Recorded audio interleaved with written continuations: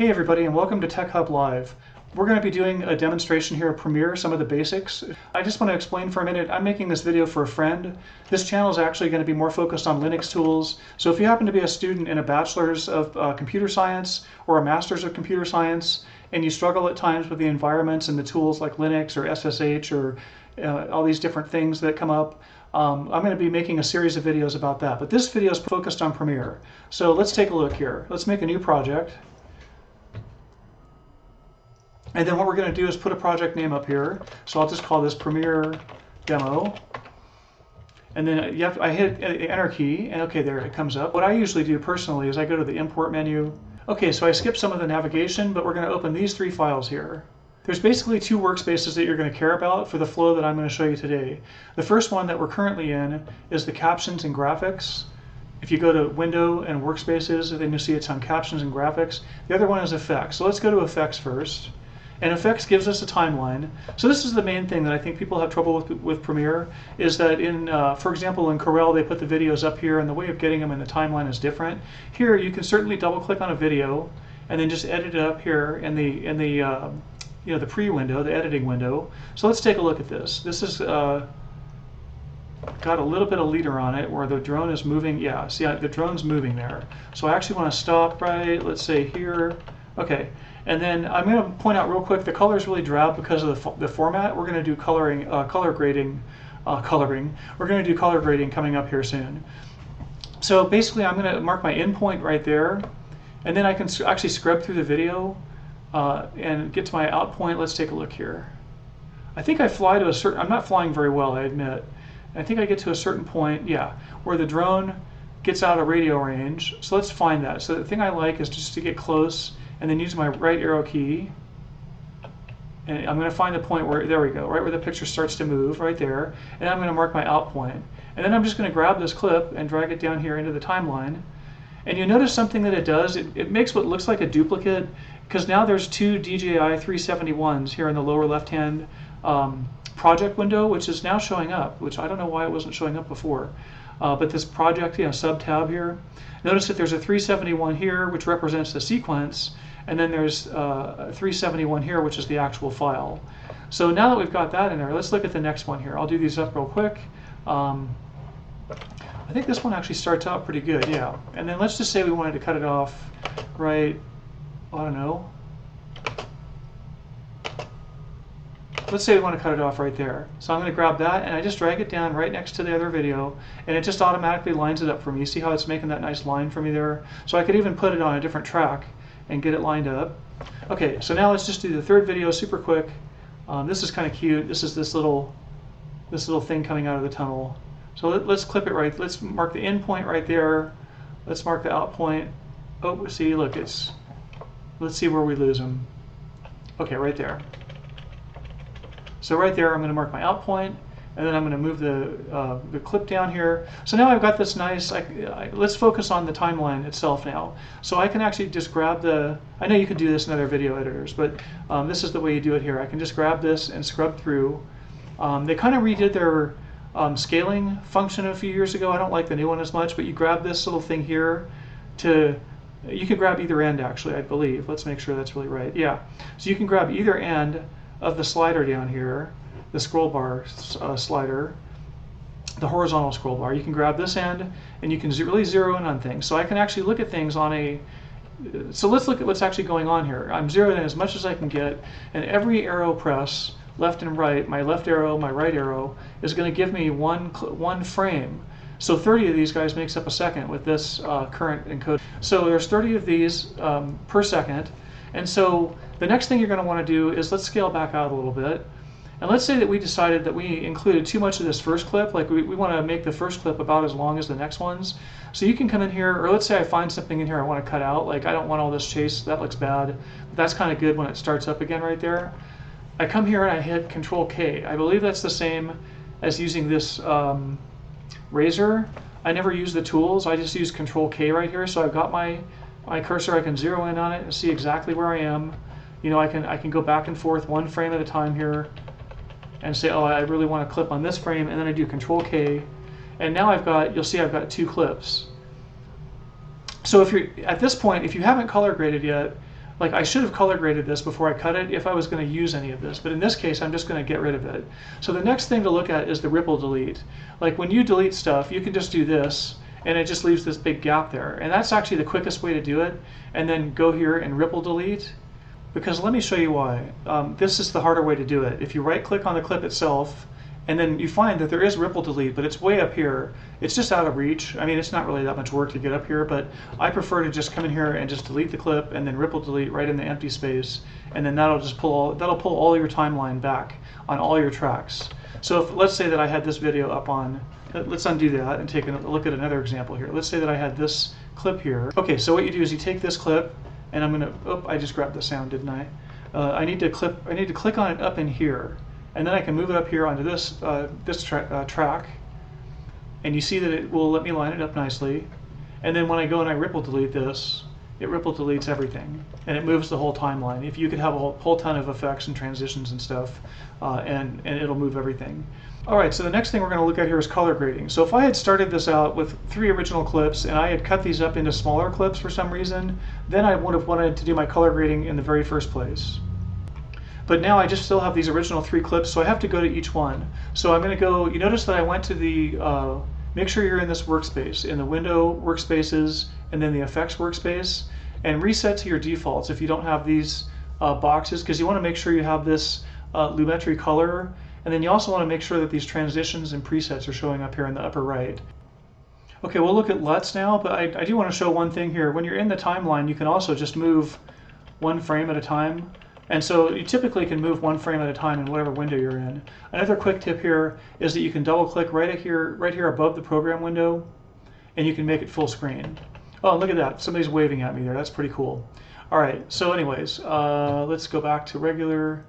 Okay, so what I want to do is apply a LUT here. Now I actually have applied it to that one already, so let's go to this clip here, and you notice under input LUT it says none, and then I'm going to go here and I have to browse. And then it's somewhere in here. Let me see. The file is called DLOG. Oh, come on. There we go. So it's DLOG to rec709.cube. We're going to open that, and notice that gets set now. And you notice that the image is a lot brighter now, right? Let me get to a point where you can see that yellow. Okay, and let's undo that. And then that's without the LUT, and that's, oh, come on now, Control-Shift-Z. That's with the LUT. So you can see it really brings out a lot. A lot of times you don't have to do any, like in this kind of environment, you might want to mess with the saturation next. There's a point where it gets ridiculous, right? I could really oversaturate it here, and you would just know that the Nevada desert, isn't that colorful. But there's probably a reasonable point of saturation where we can spice it up a little bit. So I'd say it's probably, if that's normal, it's probably right about in here for this particular video. Even that is probably not quite representative, although that dirt really is that red in reality, and that train really is that yellow in reality. So I'm going to go with it. So let's do the same thing here. We already have our LUT set, and then we're going to look at the saturation here. So I have to move my my insertion point, or my cursor, I guess. I forget what it's called, this line that moves, the up and down line here that I'm moving. I'm going to move that here, and then let's take a look here, because this one really is subdued, even with the LUT. This one's just not very bright. So I might actually go to the exposure a little bit on this one. I think it was too cloudy. Okay, and then I'm going to go to the saturation a little bit. See, that gets too green way too fast. So we're going to just saturate right there. And then we're going to go for, oh, maybe a little more highlights, because, yeah, we can brighten this up a little bit that way and leave the shadows there. Okay, so that's just a quick introduction to color correction. I showed you how to bring in some videos, how to import them, how to arrange them on the timeline, and how to do color correction, how to apply LUTs. Let me think if there's anything else. Let me just take a few seconds to explain. I'm only messing with the LUTs primarily because I'm working with drone footage, and you do that with drones if you're shooting in DLOG. If you're just shooting from a regular camera like a GoPro, you don't need a LUT, but you can actually achieve cinematic effects. There's another approach to LUTs, which is to get cinematic effects, or you can have color filters. All kinds of LUTs are out there. So your imagination can really run wild with LUTs. So the next thing we're going to do is transitions. And for transitions, and then we'll get to titles and I'll be done. When I look for transitions, I can just go back here and get on the clip, right? Let's say I want to do a transition right in between these two. And I need to reset my workspace, I think, because I'm not seeing my... So let's go for effects again. Oh, why am I not seeing my stuff up here? It's not scrolling to the top for me. There we go. Effects, here we go. So now here's video transitions. That's what we want. And then you typically want to use dissolve transitions. People use all kinds of crazy iris and page peels and slides and wipes. And if you're a beginning video editor, let me discourage you from overuse of transitions. It's really distracting to have multiple transitions that are different in the same video, and it's really not even necessary unless there really is a transition in scene going on. So here we'll use one just to demonstrate it, but I might not even use transitions here because these are all basically just scenes of some train going by, and so they probably don't need a transition. But what I would use here, if I'm going to indicate the passage of time, I'd use dip to black. So let's use that for the first one because there was a passage of time. Now notice, I don't know if you could see this, but it's only showing up on the right side. So what you need to do sometimes is to trim back your clips a little bit. This one, I thought we actually trimmed. If we look at 371 here, we did trim this quite a bit. So if we look at 372, you know, I'm going to set the endpoint a little more in because what you need to do is you need to give it a few frames for the, let's come back here and see what's in here. Yeah, you need to give it like about 15 frames basically for the transition to be effective, because otherwise you'll see that movement that you tried to clip out in the transition. So let me see if I can make more sense here. When I grab this transition now, I'm hoping it's going to work a little better. No, it's still just showing up on the right side of that for some reason. So you have to watch out for that. Let's like zero in on this. First of all, you put your cursor there, close, and I'm going to zero in a little bit. And yeah, that transition, I don't have the answer to that, and I've been using Premiere for a bunch of years, and it's never been a problem for me. So we can actually go and render the transitions, sequence, and go to render effects in to out. Okay, and then it starts to play, and so the part that I want to get to is up here, and that looks fine for a drop in and drop out. Okay, now we're going to go to the next transition here. And so for this one, you can actually transition across tracks. I'm not sure. I don't think so. I think they need to be on the same track. So I'm going to, oops, I just grabbed the volume by accident. Let's set that back with a Control-Z and then grab the whole video and move it down here. And then this one I'm just going to do a cross dissolve because there's not so much passage of time. This is doing this again. Oh, there it is. And now notice that this one is placing itself across both clips. That's better. But typically, I haven't had trouble. Right, I haven't had trouble. I can't fix without trimming if it just sits on one side of the clip or the other. Okay, so let's take a look at rendering. Render effects into out. Okay, and then let's get back to that section right here. And that train goes away, and that comes in. So that looked pretty good. I still need to do my color grading on the third clip here, don't I? Let's take a look at what this is looking like here. Let's go do a little more color grading, and then we'll do a title, and we'll be wrapped up. Let's see here. So for color grading, I need to go back down to Lumetri color. There's a whole bunch more you can do in here. In fact, I'll give you a lesson on curves here too. But let's see, this guy here, this looks pretty good already. I'm going to just saturate this a little bit and call it a day.